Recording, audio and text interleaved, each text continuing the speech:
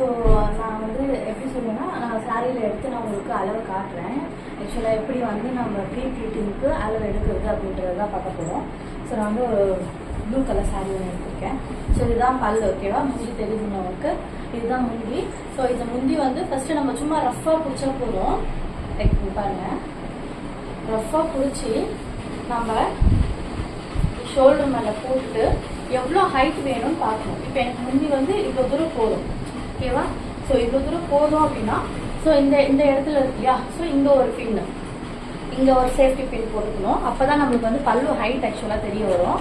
So என்ன பண்ணுறேன்னா, எனக்கு அந்த ஷோல்டர் கிட்ட கரெக்டாக அந்த ஷோல்டர் கிட்ட இது பின் பண்ணிக்கணும். அதாவது நம்ம ட்ரெஸ் போடுவோம் இல்லை, நம்ம சுடியோ சாரியோ எடுத்து ஏதோ நம்ம கட்டும் போது இந்த ஷோல்டர் ஜாயிண்டிங் இருக்கு இல்லையா, ஸோ அந்த ஜாயிண்ட் கிட்ட தான் நம்ம வச்சு பின் பண்ணுவோம். அதுதான் நம்ம ஷோல்டர் ஸ்ட்ரைட் பாயிண்ட்டு.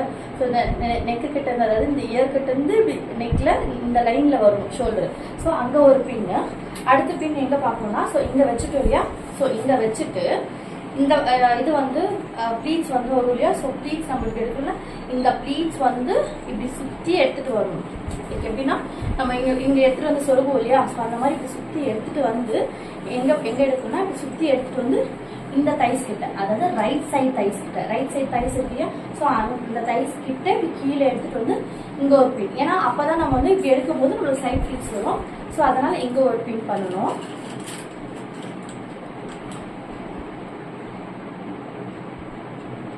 ஸோ அடுத்த பின் எங்க அப்படின்னு பார்த்தீங்கன்னா, உள்ள நம்ம சுற்றுவோம் இல்லை சாரிக்கு. ஸோ இது வந்து உள் சுத்து. ஸோ நம்ம எப்படி வச்சு சுற்றுவோம், ரைட் சைடில் வைப்போம் இல்லையா, ரைட் சைட் வச்சு இப்படி ஒரு சுற்றுவோம் இல்லையா. ஸோ இப்படி ஒரு சுற்று அது நம்ம எப்படி பண்ணோம், இங்கே வந்து நம்ம செஸ்ட் பீட் எடுத்துகிட்டு வருவோம், சுற்றி எடுத்துகிட்டு வந்து ரைட் தை கிட்ட வச்சோம். ஸோ இப்போ இது வந்து லெஃப்ட் தை கிட்ட, அதாவது லெஃப்ட் தை இந்த சைடு இருக்கு இல்லையா, ஸோ இந்த தை கிட்ட இப்படி வச்சு இங்கே ஒரு பின். ஏன்னா அப்போ தான் வந்து சைடு நம்மளுக்கு கொஞ்சம் எக்ஸ்ட்ராஸாக நம்ம துணி விட்டுனா கூட நம்மளுக்கு ப்ராப்ளம் இருக்காது. ஸோ அடுத்து இப்போ பாருங்க, பல்லு ப்ளீட் வந்து இதுதான் நம்மளுக்கு மெஷர்மெண்ட்டு. ஸோ 3 பின் செக்யூர் பண்ணியிருக்கேன். ஒன்று வந்து ஷோல்டர் பின் அண்ட் ஒன்று வந்து இந்த பல்லு எடுப்போம் இல்லையா, ஸோ பல்லுலேருந்து நம்ம சென்டர் பீஸ் இருக்கும் இல்லையா, அங்கே ஒரு பின்னு. அதுக்கப்புறம் உள்ளே நம்ம ஒரு சுற்றுவோம் இல்லையா, அது ஒரு பின்னு. ஸோ இது உள்ளே சுற்றுற பின்னு. ஸோ இது ஃபஸ்ட்டு.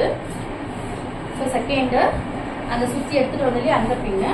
அண்ட் தென் இன்னொன்று வந்து ஷோல்டர் பின், முந்தியோட ஷோல்டர் பின். ஸோ இந்த 3 பின் எனக்கு வந்து இப்போ இவ்வளோ தான் டிஸ்டன்ஸ் கிடைச்சிருக்கு. ஆக்சுவலாக சென்டர் பீஸ் எடுக்கிறதுக்கு இவ்வளோ தான் டிஸ்டன்ஸ் கிடைச்சிருக்கு. இதுதான் நான் சென்டர் பீஸ் வந்து ஆக்சுவலாக எடுக்க போகிறேன். ஸோ இந்த 3 பின் வந்து ரொம்பவே இம்பார்ட்டன்ட். அதுக்கு அடுத்து பார்த்தீங்கன்னா செஸ்ட்டு.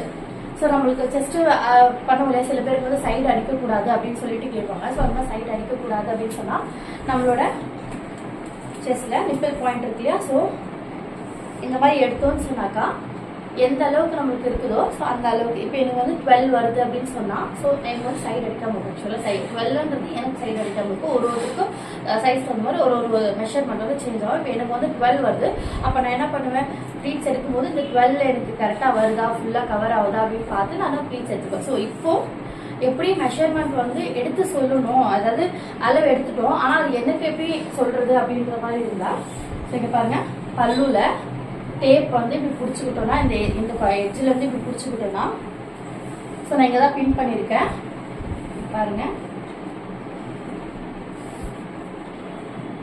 ஸோ இந்த இடத்துல பின் பண்ணியிருக்கியா, இந்த பின் கிட்ட வந்து எனக்கு எவ்வளோ வருது, 54 வருது. என்னோட ஹைட் எவ்வளோ வருது, 54 இன்ச்சஸில் வருது. ஸோ அதுவே சென்டிமீட்டரில் பார்த்தீங்கன்னா 137. டேப்புக்கு வந்து டபுள் சைடு இருக்கும், லைக் இன்ச்சஸும் இருக்கும் சென்டிமீட்டரும் இருக்கும். சென்டிமீட்டரில் 137 வருது, அந்த இன்ச்சஸில் வந்து எனக்கு 54 வருது பல்லோட ப்ளீட்டோட ஹைட்டு. அதே மாதிரி இப்போ இந்த ஹைட், அதாவது லாஸ்ட் எட்ஜஸ் உள்ள நம்ம சுற்றும் இல்லையா, ஸோ அதுவுமே வந்து இந்த எட்ஜஸில் நம்ம பிடிச்சிட்டு எடுத்தோன்னு சொன்னால் நம்மளுக்கு எவ்வளோ லென்த் வேணும், எவ்வளோ ஹைட் எவ்வளோ நம்மளுக்கு உள் சுற்று வருது அப்படின்றது. ஸோ நான் இங்கே பின் பண்ணியிருக்கேன். ஸோ இந்த ஹைட்டுக்கு எனக்கு எவ்வளோ வருது, 50 வருது. ஸோ ஒருத்தருக்கு பொறுத்து மெஷர்மெண்ட் மாறும். ஸோ அந்த 50, அதாவது ஃபஸ்ட்டு எனக்கு ஷோல்டருக்கு வந்து எவ்வளோ வந்துச்சு, பல்லுது 54. ஸோ உள் சுற்று வந்து எனக்கு 50 வருது. அதே இந்த லென்த்லேருந்து அந்த ப்ளீட்ஸ் விட்டுருக்கோம் இல்லையா, ஸோ அந்த ஹைட். ஆக்சுவலாக இது 2 தான் ரொம்பவே இம்பார்ட்டண்டானது. இப்போ நம்ம பல்லு ப்ளீட் எடுத்தோம் இல்லையா, பல்லு ப்ளீட்ல இருந்து அந்த இப்படி சுற்றி கொண்டு வந்தோம் இல்லையா, செஸ்ட் பீட்டு சுற்றி எடுத்துகிட்டு வந்து இல்லையா, ஸோ அந்த ஹைட்டு. ஏன்னா பல்லுக்கு நம்மளுக்கு லென்த் வந்து சில சாரியை பொறுத்து வேரியேஷன் ஆகும். ஆனால் நம்மளுக்கு இந்த சுற்று தான் முக்கியம்.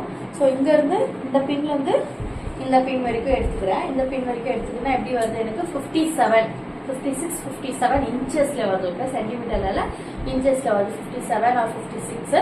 ஸோ இது 3 தான் இம்பார்ட்டன்ட். இது 3 இருந்துச்சுன்னா மோஸ்ட்லி வந்து நம்ம இதுக்கு தகுந்த மாதிரி வந்து நம்ம ப்ளீட்ஸ் எடுக்கிறதுக்கு கொஞ்சம் கரெக்டாக இருக்கும். ஸோ புரிஞ்சிச்சுன்னு நினைக்கிறேன்.